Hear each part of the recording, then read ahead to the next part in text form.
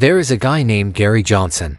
He teaches philosophy and psychology at a university. In his free time, he helps police officers catch criminals. How does he help? Gary is very skilled with electronics. He is an expert at installing all kinds of listening devices and cameras. One day, during an operation like this, a police officer named Jasper, who pretends to be a fake hitman, gets suspended from work for 4 months. In his daily life, Jasper had done something illegal, so as punishment, he was removed from his position. However, before that, he had already agreed to meet a client while acting as a hitman. This is how they usually catch criminals. At that moment, the team asks Gary for help. They tell him to temporarily act as a hitman until Jasper returns to work. Gary agrees. Later, Gary meets with Jasper and tells him that he will temporarily take on the role. Jasper is surprised at first. Soon, Gary prepares to meet his first client. He borrows pants from a colleague and goes to a cafe where the client is waiting. As soon as he sits down, Gary begins to act like a real professional hitman.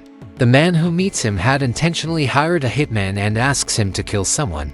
Gary remains calm and plays his role perfectly. Even his colleagues are impressed. After a while, the client discreetly gives Gary some money, saying he will pay the rest later.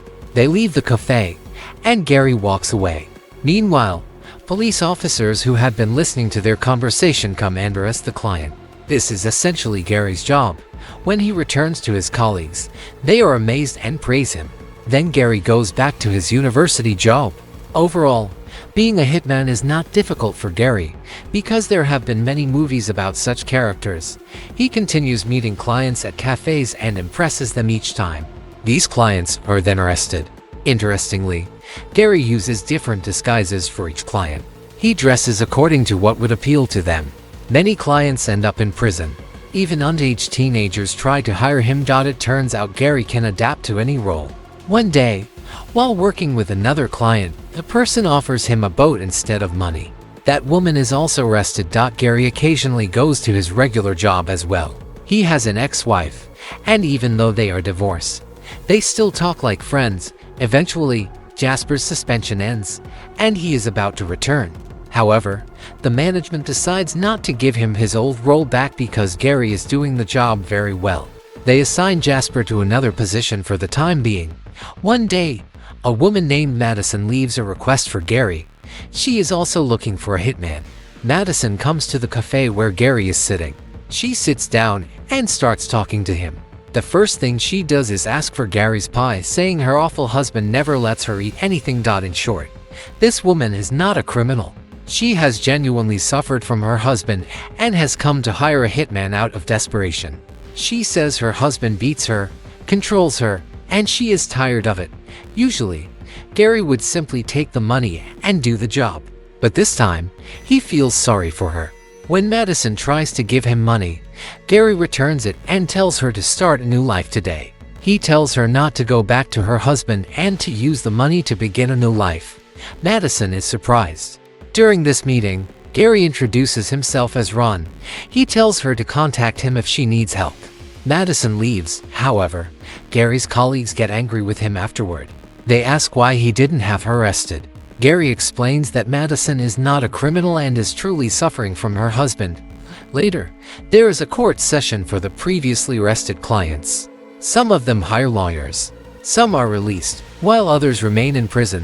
One day, Gary receives a letter from Madison. She writes that she has opened a dog park. She loves dogs, while Gary actually dislikes them. Still, since she invited him, he pretends to like dogs and visits the park. They meet, and Madison thanks Gary, saying she followed his advice and started a new life. Later that night, they meet again at a cafe. Madison is surprised by Gary and says she saw him playing with children and loving animals. She asks how someone like him can kill people for money. Gary responds by saying he doesn't kill everyone, only those who deserve punishment. From that point on, Gary and Madison begin to like each other and start dating. However, Gary does not stop working with other clients. One day, while Gary and Madison are together, Madison's husband Ray notices them. He starts accusing her and calls her terrible. At that moment, Gary steps in to protect Madison and pulls out a gun. Ray gets scared.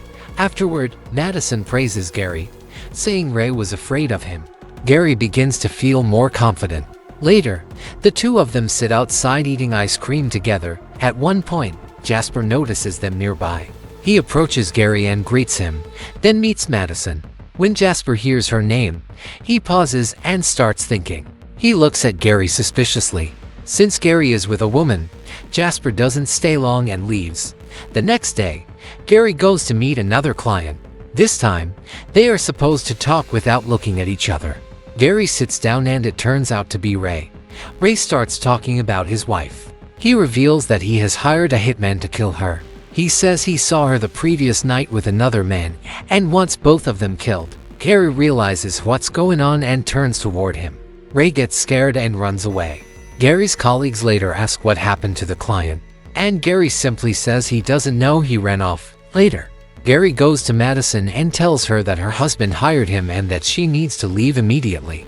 Madison responds, "If you're not going to kill me, why should I be afraid?"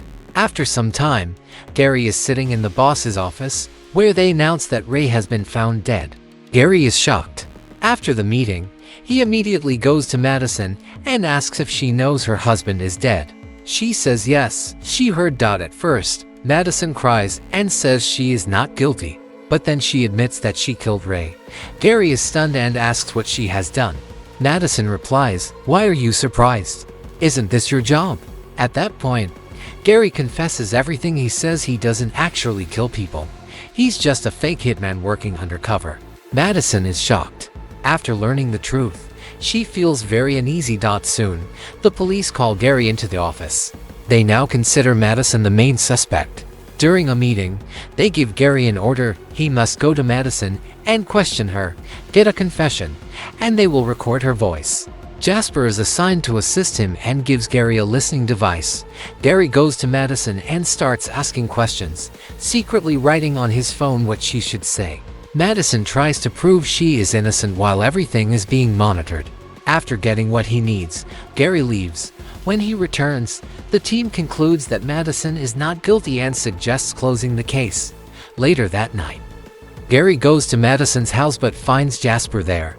Jasper hasn't come casually. He makes them sit down and presents his theory. He has actually figured everything out. He accuses Madison of being guilty and says Gary is her accomplice. In short, Jasper demands money in exchange for keeping quiet. As he explains everything, he suddenly starts feeling unwell and collapses. It turns out Madison had put something in his drink. Madison panics and says she might have killed him. She worries that if he survives, she'll go to prison. At that moment, Gary stands up, takes a plastic bag, and suffocates Jasper. Madison hesitates, saying this will cause them problems. But Gary says no one will worry about Jasper. He wasn't well liked among the police, and if he disappears, no one will look for him. They come up with a plan to get rid of the body. Gary says there's no other choice.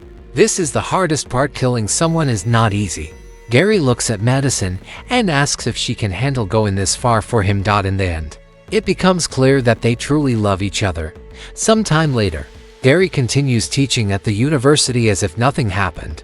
It's surprising how calmly he lives his life. Meanwhile, Madison continues doing what she loves. They even have a daughter together. The story of the movie is actually based on real events. A man named Gary Johnson lived from 1947 to 2022. And that's how the movie ends.